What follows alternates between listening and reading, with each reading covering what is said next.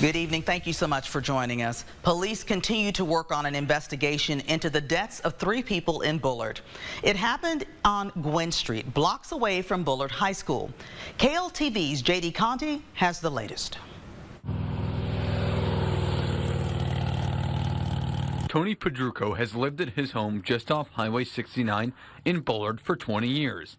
But last night, his usual Sunday night of football turned into anything but routine. 2 sheriff's deputy vehicles came by, which I thought was unusual. On nearby Guinn Street, Bullard Police were responding to a reported homicide. Tonight we were dispatched to a residence here on Guinn Street in Bullard of a reported homicide.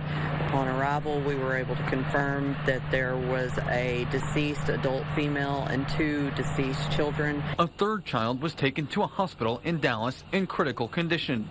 There is no update on their status. Police have not released any suspect information. At this time, it's an ongoing investigation. There is no concern for public safety right now. Pedruco says he didn't hear anything before the incident.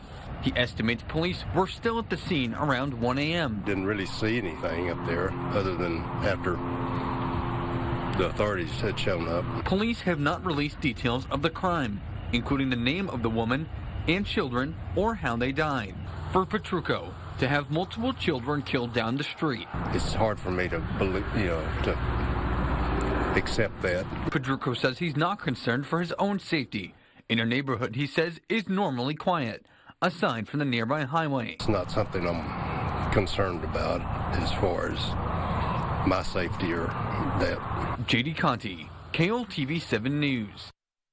Bullard Police say they will be releasing more information tomorrow afternoon.